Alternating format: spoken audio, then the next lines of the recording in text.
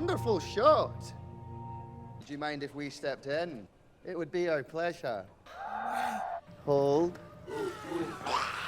Hold. Fucking go. 1, 2, 3. The batshit crazy, Teletubby, death metal infused, Power Rangers, Jimmy Saville, hardcore, karate, kung fu, whatever it was that was going on, it was a mad bold choice by Danny Boyle and Alex Garland.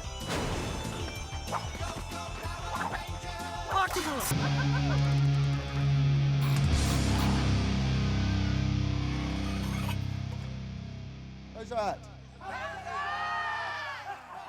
Hello. My name's Jimmy.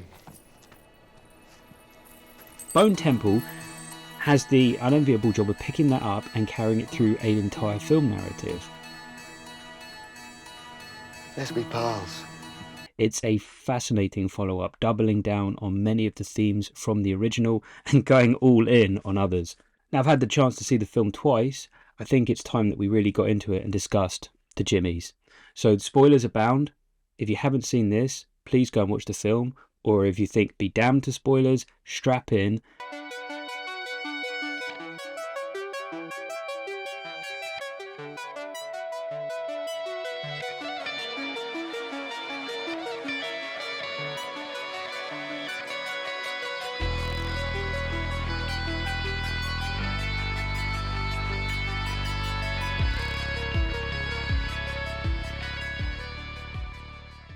After 28 years later, there was something about seeing people trying to interpret the ending. Mad, punctuating tone at the end of 28 years later is quickly subverted, and we're in a very dark, evil place following them. I think it's time to dig into the cult of Jimmy, Sir Lord Jimmy Crystal and his cult of Jimmies that follow him, how they populate the world in the Bone Temple. One thing the film doesn't explicitly do is lay out what happened to Jimmy from the start of 28 years later when he was the 8-year-old in the church and where he is now. There's a lot of gaps that you naturally fill in your head, but it's interesting to kind of take his look and his character and where that might have come from. See, the 8-year-old Jimmy we saw in the prologue of 28 years later, he was a child of the church, the son of the vicar, and his worldview was shattered when his father was torn to shreds in front of him. The father's final act was passing his cross to Jimmy, which he now wears inverted. The cross that he wears now isn't just a simple rebellion against God, it's a literalization of the world he saw as an 8-year-old. The Jimmies are beasts formed by a lack of guidance. You don't have to put 2 and 2 together to think that without adults there correcting their understanding of the past, they've rebuilt their society with the only relics they have: childhood memories, fragmented pop culture, and they're essentially children playing a deadly game of dress-up. But they're also unaware that their hero, the Jimmy Saville, he was actually a predator. 28 Days Later took place in 2002, and then their narrative spun off. So the world that we know in the 28 franchise is spun off from that moment. So anything that happened in the real world from 2002 onwards, it didn't exist.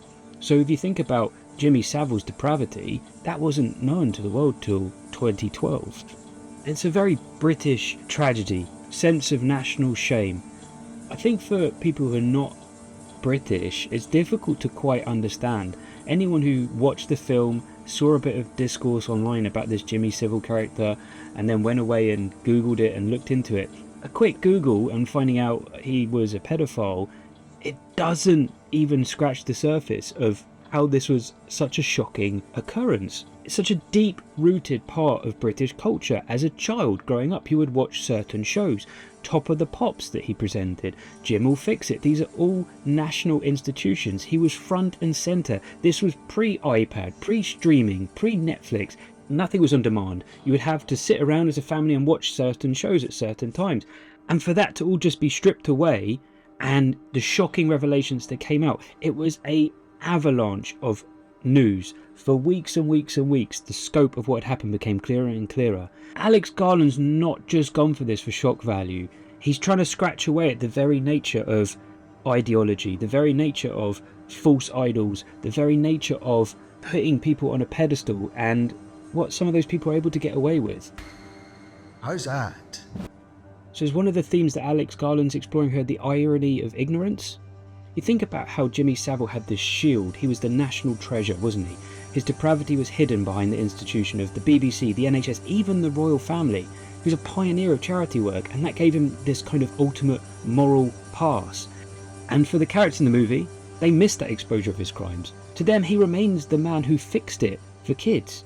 Give both these young ladies their Jim will fix it badges, because, wait a minute, how old are you?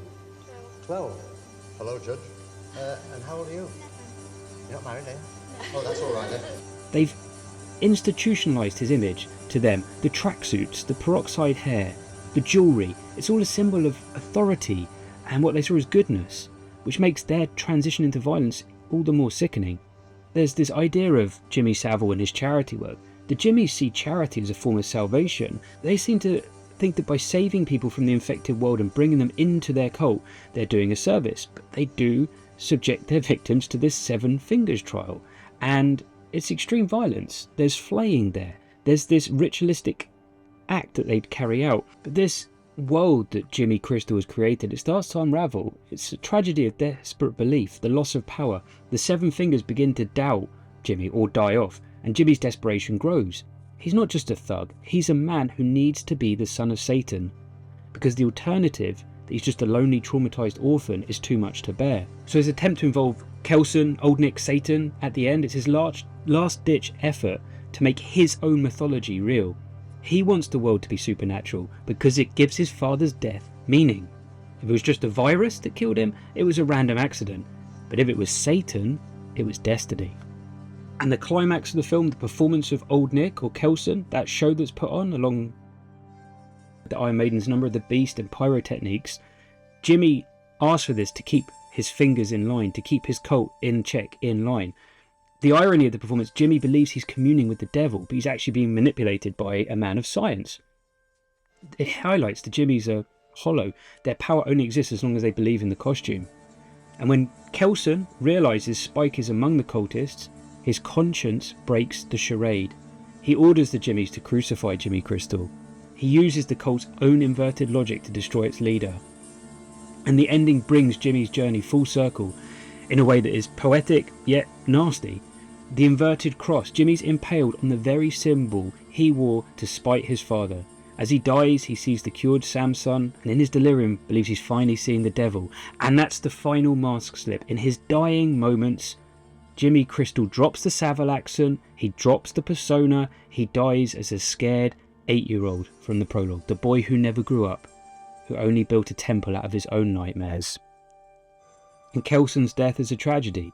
Jimmy stabs him in an act of spite or vengeance. The discovery that Samson could be cured, it dies with Kelson, at least for now.